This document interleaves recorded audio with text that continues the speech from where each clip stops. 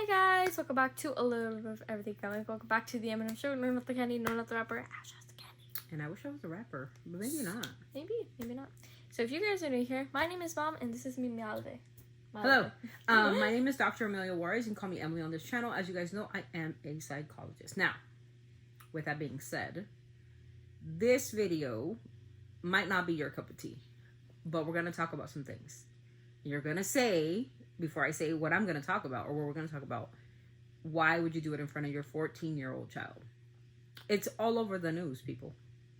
All over social media, the news, everywhere, YouTube. I mean, everywhere. So we're going to talk about it because if she has questions, I want to be able to answer them through me. Not through the media, not social media, not YouTube, not what another YouTuber will say, anything. Because Emmy, because she does have a channel, it does go through all the outlets. So everybody's talking about it. So we're going to be talking about two particular cases that are going on right now. One is the P. Diddy trial, which is this video. And the Michaela, what's her name? Kayla Malik? Yeah, Kayla. Is that her name? Kayla Malik? I'm going to do a short video on Kayla after this video. So this is what we know so far. Emmy will edit this video. It will be edited because there will be trigger warnings on this whole entire process. Okay, so trigger warning. Everything is saying in this video is alleged and read by court-appointed designees, where I'm just reading off of their stuff. I'm not there at the jury. I'm not there. I'm not the jury. I'm not the judge. I'm not the defense attorney, nor am I the prosecution. Okay, I need to make that perfectly clear because you guys are going to say like, okay, this is an opinionated video about everything that's going on in the Diddy case. Okay, and I'm going to do everything lightheartedly because she is only 14. Got it? So today we're just going to go over like the basics, and then every day we're going to talk about a little bit more of what happened and what is happening throughout the case. So welcome to day one of the Diddy Diaries. Okay, here we go. So the morning started off with jury selection being finally finalized. They were having some issues with the jury, getting the jury selection. Emmy, let me just give you a little bit of info. So jury, when you go to court, we have something called the defense attorney. The defense attorney defends me. I'm the criminal, so I'm being defended. The prosecutor is the one that's going to make me go to prison. Got it? Prosecutor, defense attorney, okay? The judge is there to keep order in the courtroom. That's his courtroom. And there's something called a 12-panel jury. 12-panel jury is 12 men and women that are of your peers that decide your future. What are peers? People. Excuse me. So they decide if they believe the defense or they believe the prosecution. The prosecution is in charge of proving that this person, whomever's in court, is guilty of a crime. The defense is there to prove reasonable doubt. What is reasonable doubt? Is the fact that they are not sure if he is guilty or not. Okay. So that is their job, to defend him. All right. To make sure that the juries have that reasonable doubt. And most cases are pretty cut and dry. But most, like, high-profile cases are not so cut and dry, right? There's a lot of things more to it. And as you know, I'm pretty sure you're familiar with the Diddy case, right? Yeah. Okay. So I told you she's pretty familiar. There's too much out there. But that is the job of this whole entire situation. They were having trouble finding 12 people because who doesn't know Sean P. Diddy Combs? Everybody knows him. Not me. Well, no, because you're young, but you wouldn't be able to be a juror. But they finally found somebody, and I'm gonna read it. This is from the court itself, okay? Jane Rosenberg is the one in charge of writing this article. It says, the morning started off with jury selection being finalized. The 12 jurors range in age from 30 to 74 years of age. And 8 are men and 4 are women. There is 1 social worker, 1 scientist, and retirees. And I'm going to show you guys what the court, what we're not going to see actual like pictures, but we're going to see like actual court. Sorry guys, we're going to see some actual court pictures like this. So that's the jury right there. All right. On to the next thing. Combs, Sean P. Diddy, Puff Daddy, however you guys know him, entered the courtroom in a sweater, looked at his mother and his children. His children are allowed to be there. He has Could you children? imagine? Yes, he does. He has twin girls. Beautiful women, too. He's a child king. Um, Imagine me being accused of some really horrific stuff. Okay, because Sean is being accused allegedly of some really horrific stuff.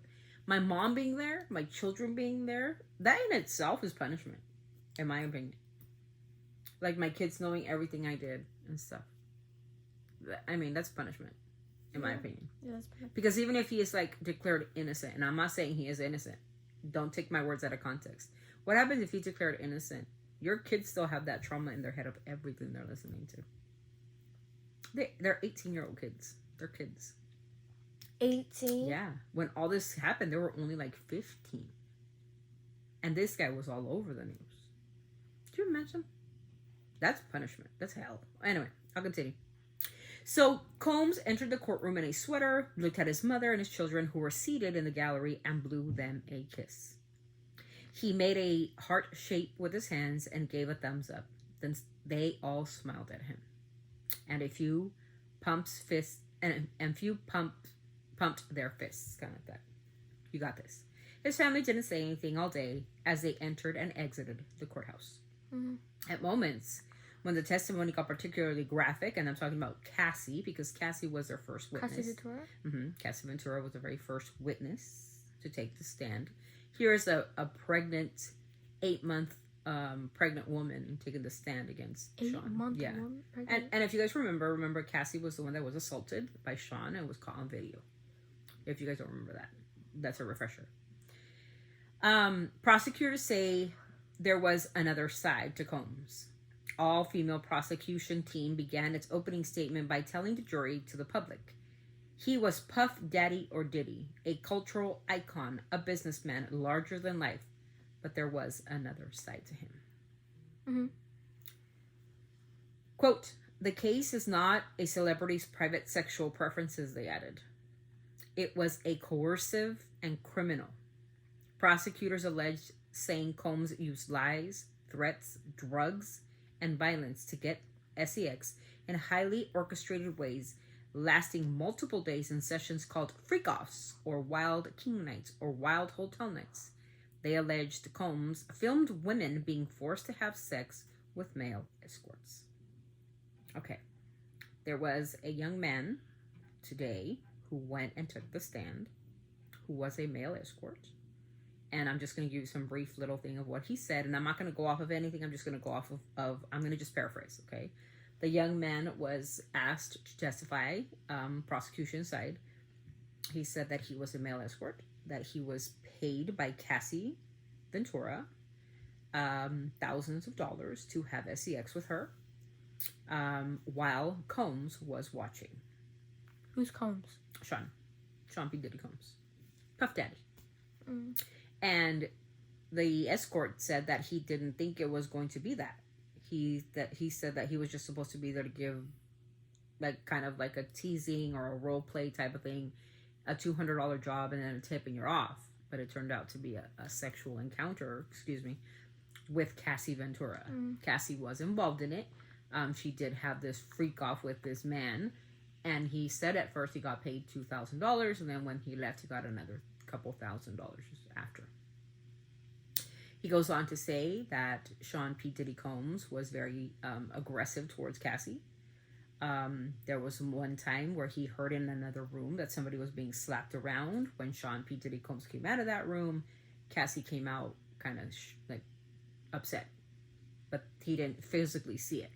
Another time, there was a time where she didn't come exactly when she told him to come. He said the B word, which is bitch. If you don't come the next time, bad things will happen. And he saw a champagne bottle being thrown across the room. Again, never seeing him actually physically hurt her. That's the gist of it for today. I don't want to go into very much detail with this stuff because this can be very, very hurtful to people. Yeah. And like I said, we're innocent until proven guilty. Sean P. Diddy Combs, allegedly, in the public eye, is a horrible monster, and that's what we're supposed to make to see. But the law has to say that that's the truth, right? I cannot say, or Emmy can't say, or y'all out there can't say, this man is a monster, this man is this and that. Because there's two sides to every story, and we got to hear it all lay out. I'm that person, right? I'm that person that needs to see every single side. Yes, do I believe Sean P. Diddy Combs did some horrible things? Absolutely. Because after watching that video of him beating up Cassie, I believe that there is an aggressive side to Sean. Because I saw the video, right? Because my perception was the video. Mm-hmm. But what came before the video? What came after the video? You know, why did they wait so long to testify? Like, and they're saying that it could be, like I said, it says here, he used lies, threats, drugs, violence. Even the gentleman who testified, the escort that testified today, according to the documents, said that he took a picture of his driver's license to shut him up. He said, if you say anything, basically he took it as a threat. Right? So, that's basically the gist of it.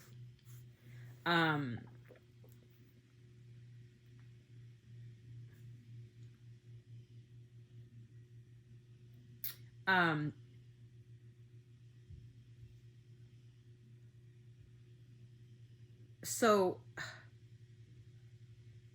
there is going to be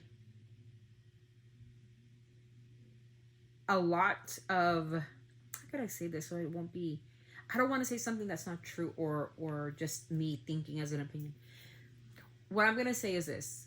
There is going to be a lot of testifyees or people who are going to testify against him. Witnesses. So, but there might be just that counter, you know, putting these people, because we don't know what the defense is going to come up with in this court case. Yeah. And that's scary enough in itself for somebody who has done some really atrocious, allegedly things, putting these people on trial to get cross-examined, right? What else is going to come out of this? Because I'm pretty sure that, okay, because the escort is coming back tomorrow because there's going to be a cross-examination. He already said what he said. He said he saw this, and I'm pretty sure where the defense is going to go. They're going to say, did you ever see him hit her? Was it just, you know, you heard somebody being slapped around. Are you sure it's not the other way around? Yeah. You know, they're going to come up with some tactics. Trust me, in the legal system, that's what you do. The defense is there to make sure that you leave. I'm going to give you guys a really good example. Casey Anthony. I am going to be forever, ever salty about Casey Anthony. Casey Anthony killed her daughter. Allegedly, for entertainment purposes only. For what, though? She killed her daughter. Because she wanted a party. She didn't want a kid.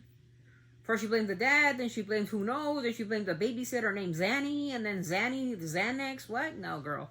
She was partying with her kid in the trunk of that car, decomposing. She knew. There was no Zanny. Nobody drowned. She killed her, and then dropped her off, and then they found her. That little girl should have been here today. And Casey Anthony is being glorified by you dipshits out there thinking that she probably is innocent. You guys are dipshits, if you believe that. You guys are stupid. I'm sorry, that's my opinion. If y'all believe that Casey dipshit Anthony is innocent, she was proven innocent by the court of law, but not by public opinion. If you dipshits actually believe that Casey Anthony is like innocent of not killing or hurting her child, you guys are dipshits too. You guys need to go, like, I don't know, touch grass or something. Maybe a tree. Maybe touch some dirt. Dipshits. Casey Anthony killed her daughter. Even though she was declared innocent in the court of law.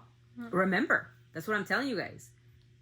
This little girl was found wrapped around in plastic with tape in her mouth. Imagine. And she was found in a wooded area. But Casey Anthony's car smelled like decomposition. She said she left some meat out there. Okay, Jeffrey Dahmer. We see you. Right? But everybody believed her. See? The jurors believed Casey Anthony. Nobody questioned the fact that she was gone for 30 days and didn't know anything about her daughter. Sure. Sure, buddy. Of course I believe you. In public opinion, she's guilty. I'm salty about Casey Anthony. She killed her kid. And bottom line is, the court said she didn't. So guess what? She's walking free, making TikToks, and you dipshits are making her money. What about that one case, Gypsy Rose or something? Gypsy Rose killed her mother. Stabbed her mother to death with her boyfriend. Her boyfriend's in jail for life, and she's out there having babies. I think I remember one like story. Like I used to get it on Google where like this little boy, like I forgot how old he was, like a newborn or something. I forgot. And his mother like stabbed him. Oops. Like, unalived him. Unalived him like 90 times with scissors. A little baby, his mother. Yeah, we've got a lot of those. I don't know. I can't remember. And then they're going to call that mental health. Stop making the dipshits famous, friends. Stop making serial killers famous. Stop making murderers famous. Stop making these dipshits money. Casey Anthony has a podcast now. Wait, really? How to kill your kid and get away with it? What's her podcast? That's what I'm talking about. You dipshits out there, stop making these people money. There's victims out there, and I'm not trying to be funny, but there's you guys out there are the problem. I'm not saying my subscribers, because my subscribers are real good people. I'm talking about the other dipshits. My subscribers know how I feel. When it comes to the law, it's tricky. It's tricky, okay? Because you can say somebody killed and did and whatever, and they're like innocent, and they're walking out of the courtroom like, crap. Like, she literally dated her lawyer. Literally, this woman was saying her dad did it. Her dad was like getting harassed and shit. She should be ashamed. And y'all are watching her TikToks. TikTok should be banned. Like, I'm sorry, but that plays. And the lives, like, give me a galaxy. What are they called? When you go on live? Give me a galaxy, or what do they say? Some of galaxies, or you give them money. You give people money. And you're making them rich. Well, you look like dipshits. You dipshits. I'm not talking to my subscribers, because my subscribers are not dipshits. My subscribers are good people with good moral values and are full of love and positivity. And they do understand that there is dipshits in the world. Anyways, that's pretty much the recap. And we're going to talk about, is it Kayla? Kayla Malik.